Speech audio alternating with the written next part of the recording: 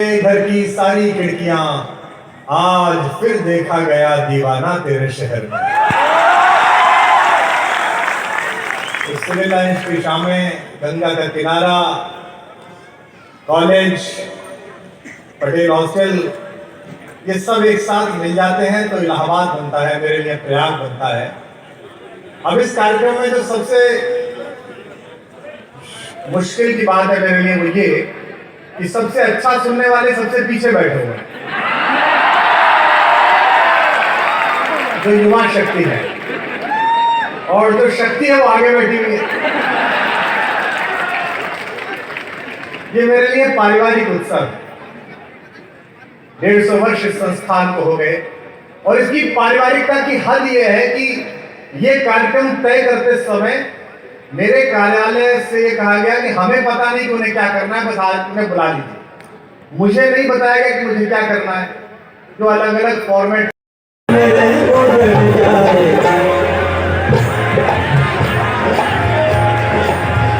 हमसे सोच कर कोई वादा करो, हमसे सोच कोई वादा करो। दिल चुप गया, दिल चुप गया, सूरज का कहीं नाम नहीं है। ओ दिल चुप गया, सूरज का कहीं नाम नहीं है। वो वादा शिकन अब भी तेरी शाम नहीं है। वादा शिकन, ओ वादा शिकन, ओ वादा। बड़े बड़े वकील बैठे हैं, उन सबको प्रणाम करता हूँ। लोकप्रिय वकील भी बैठे हैं, अच्छे वकील भी बैठे हैं और बड़े वकील भी बैठे हैं। अच्छा वकील होता है जो कानून को जानता है, और बड़ा वकील होता है जो जज को जानता है।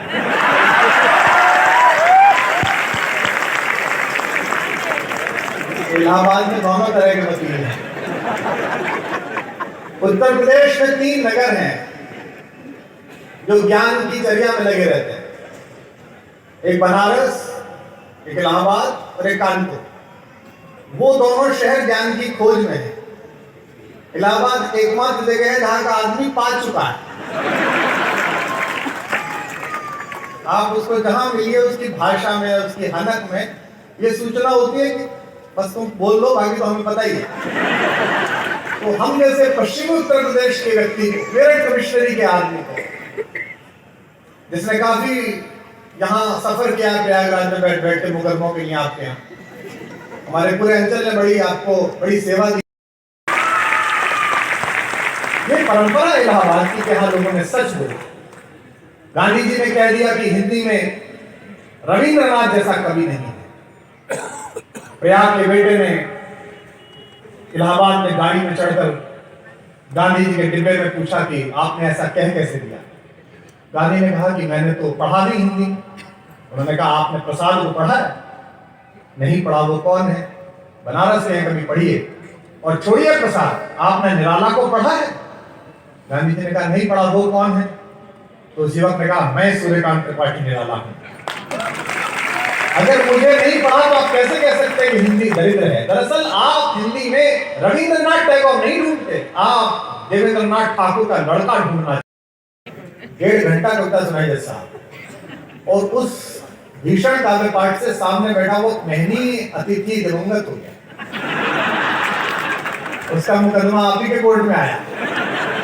जज साहब ने कहा अरे नीच कवि, तेरे काव्य पाठ से शहर का इतना बड़ा आदमी चल बसा, तुझे मृत्युदंड दिया जाता है। कोई तेरी अंतिम इच्छा हो तो बता। तो कवि बोला जज साहब वही वाली कविता मैं आपको सुनाना चाहता हूं। करके ये दिल बर्बाद करके इसमें क्यों आबाद रहते हो। मैंने कहा ना, समझते हैं कि अच्छा सुनने वाला पीछे बैठा हुआ है। वो तो वहां भी कर रहे हैं तो बैठे ही हुए हैं, क्योंकि सब बड़ों में ये समस्या होती है कि वहां मैं करूं कि ये करेगा। हमने दिल्ली में सरकार चलाई थी, जब तो हम ही चलाते थे तो 90 के बैच का आईएएस चुटकुला मारता था तो 85 वाला हंसता नहीं था कि जूनियर का इसमें क्या हुस्न। तो आगे जो बड़े लोग बैठे हैं, निश्चित रूप से आप महत्वपूर्ण हैं, लेकिन आप भी आह वाह कर सकते। ये दिल बर्बाद करके इसमें क्यों आबाद रहते हो। ये पंक्ति मैंने 2 बार पढ़ी इस अपेक्षा से कि अब तो ये आगे वाले सुधरेंगे, लेकिन उन्होंने अब भी बहाना करी, ऐसे ही थोड़ी आगे आ गए हैं ये। बहुत आनंद मुस्कुराते हुए लोग हैं, क्षमा चाहता हूं, मुस्कुराना ठहाका, हम लोग हंसना भी भूल गए। भगवान राम ने, आप श्रीमद् वाल्मीकि रामायण पढ़िए, जब भरत चित्रकूट पहुंचे और रात्रि में दोनों भाई बैठे, तो उसको अलग से मैं काम उससे करना चाहता हूं। तुम्हें क्यों आबाद रहते हो, आपके दिल में भी आया थोड़ा थोड़ा, ये दिल बर्बाद करके, आप सब भी वामपंथ की तरह ही फंस है, इसमें क्यों आबाद रहते हो, कोई कल कह रहा था तुम इलाहाबाद रहते हो, कोई कल कह रहा था तुम इलाहाबाद रहते हो, ये कैसी शोहरतें मुझको अता कर दी मेरे मौला। और शहर में 35 साल बाद 34 साल बाद ये लाइन पढ़ रहा हूं, देखिए, ये कैसी शोहरतें मुझको अता कर दी मेरे मौला, मैं सब कुछ भूल जाता हूं मगर तुम याद रहते हो, मैं सब कुछ भूल। थोड़ी देर में मैं अनुभव कर लूंगा कि कविता कितने लोग सुन रहे हैं और कवि सम्मेलन कितने लोग सुन रहे हैं। कोई मगर धरती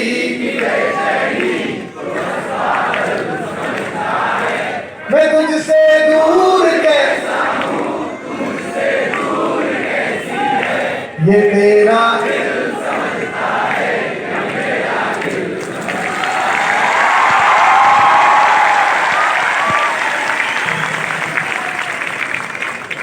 जितेंद्र भैया सोच रहे हैं कि 10-15 लाख पानी में चलेंगे, है अब गाओ। इनमें से कई लड़के वो हैं जो जनगणमन के टाइम तो लड़की उड़ते थे और जय हे जोर लगाते थे, कि पुकारे आंख में चढ़कर, जिन्होंने अब तक नहीं गाई, यही चलेगी 2 घंटे, इस अधूरी जवानी का क्या फायदा। अब समझ में आए 13 दिन नामिया मैदान में कैसे काटे हमने।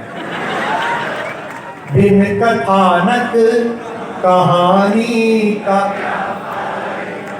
कविता भी हो रही है, क्योंकि ये साहित्य का शहर है, तब मुझे बताइए, बिन कथानक कहानी का क्या फायदा, जिसमें धुलकर नजर भी न पावन बने।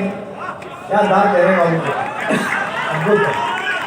जिसमें धुलकर नजर भी न पावन बने, आंख में ऐसे पानी का,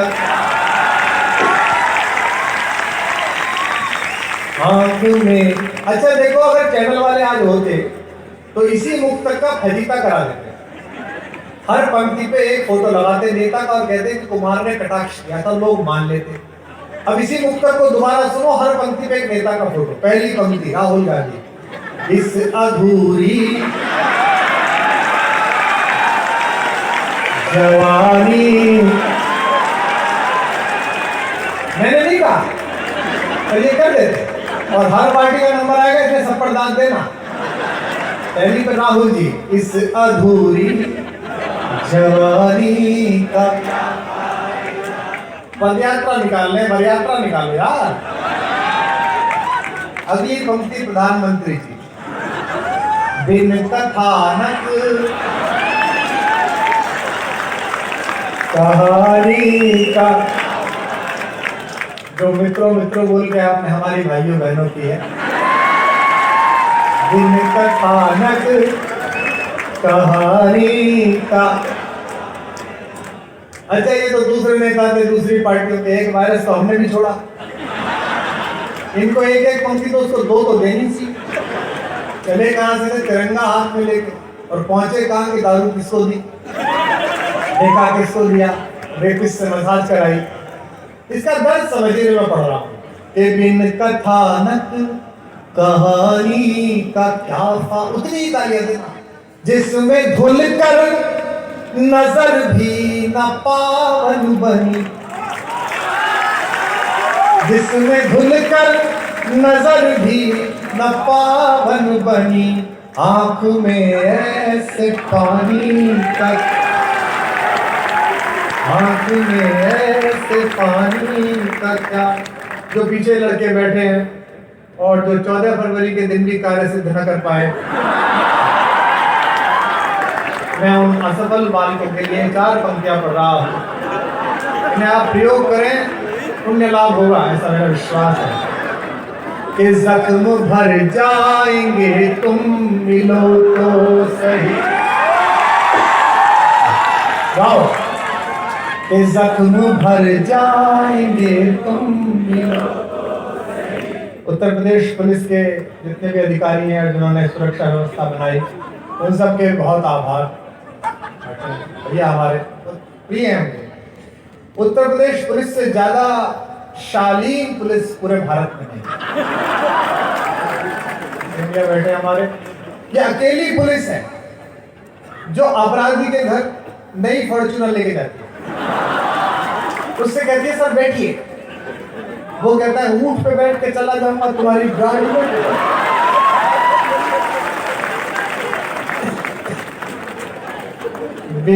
अजाम प्रेम के कवि, हम बड़े प्रसन्न हुए जब ये वाजपेयी जी थे, सिद्धार्थ जी मंत्री बने। हमने कहा चलो भाई अपने कुछ लोग मंत्री बने। पहला ही निर्णय इनके मुख्यमंत्री ने आके क्या कर दिया, रोमियो स्क्वाड।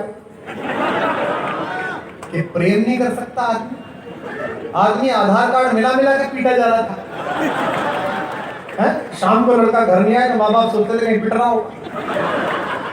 गोमती के तट पर तो एक पति पत्नी शादी की 10वीं सालगिरह मनाने गए थे, वो क्रेडिट कार्ड ले गए थे बेचारे, आधार कार्ड ले नहीं गए। उन दोनों को प्रेमी प्रेमिका कह के जेल में बंद कर दिया। मेरे पास आज तक वाले आए, बोले कि ऐसा बुरा हो गया, बताइए आप क्या कहना चाहेंगे। मैंने कहा सबसे पहले तो मैं उन पति पत्नी के चरण छूना चाहूंगा जो शादी के 10 साल बाद भी प्रेमी प्रेमिका लग पा रहे हैं।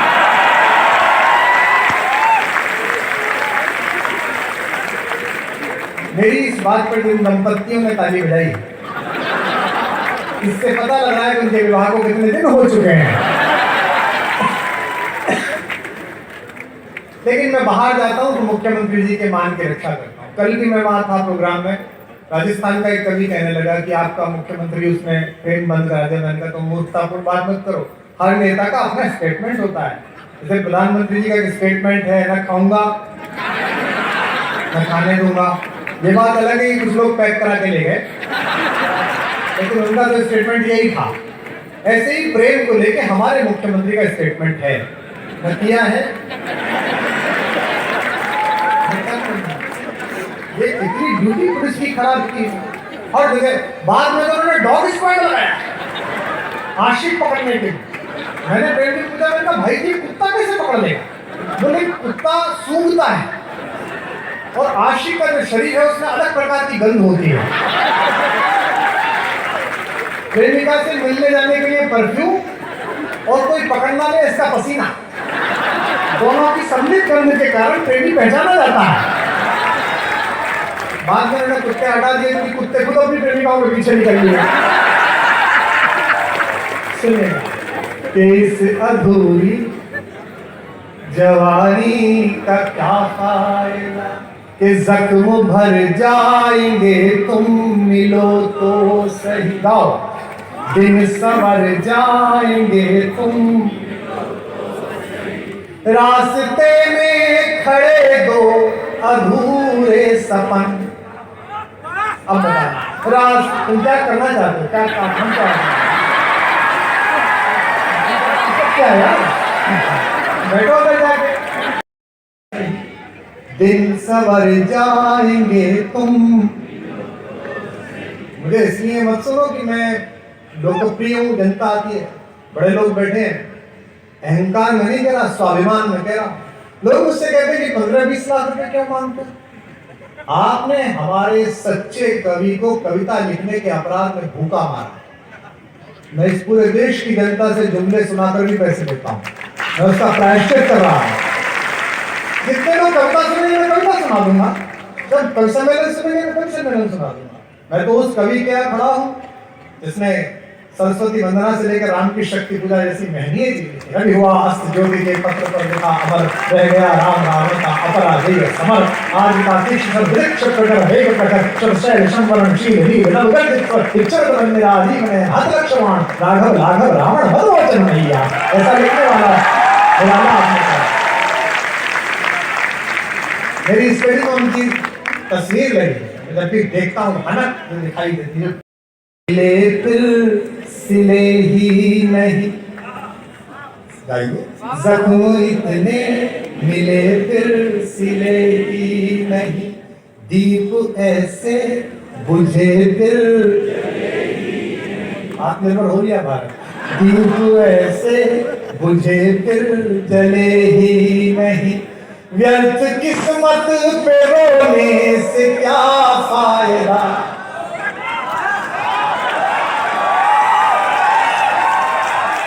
अखिलेश जैन सम्मान।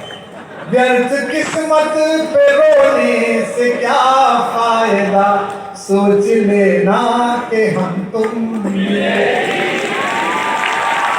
सोच लेना कि हम तुम। एक मुक्तक सुनिएगा, देखिए तो खामोशी कुछ लोगों की हमको तोड़ता हूं शायद